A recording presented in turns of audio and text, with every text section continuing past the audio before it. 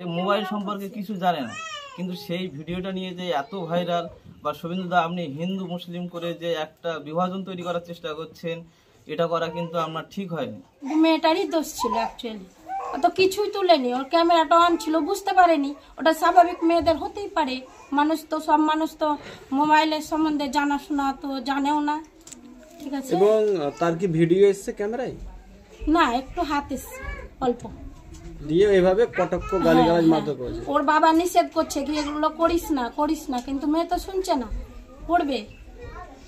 এখন ও কাকে কাকে ফোন করছে, মানে ভালো কিছু অত জানে না, যেমন বলে তেমন জানে, এটাই।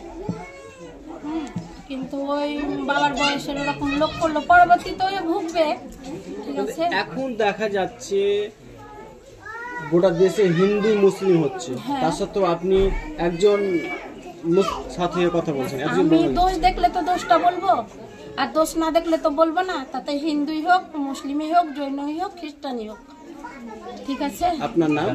আমার নাম ছন্দা রানী দাস। এবং উনাকে দেখেছেন কটাক্ষ ভাবে গালিগালাজ মারধর এবং মোবাইল ভেঙে দেওয়ার অভিযোগ করেছেন, কি বলবেন?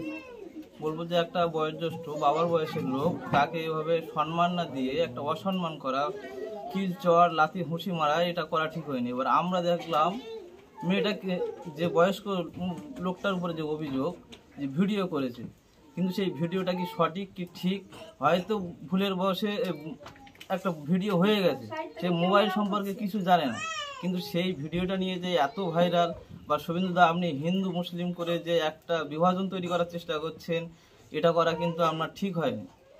এই লোকটার সঙ্গে আমরা 3 মাস যাতায়াত বা চলাফেরা, মিটিং, এই একটা কোম্পানির হয়ে আমরা করছি, কিন্তু এরকম তার বিরুদ্ধে কোনো অভিযোগ বা তার বিরুদ্ধে কোনো রকম কথা আমরা শুনতে পাইনি। কিন্তু এই ভিডিওটা ভাইরাল করে বা এই ভিডিওটা ট্যাগ করে আমরা, এটা উচিত হয়নি।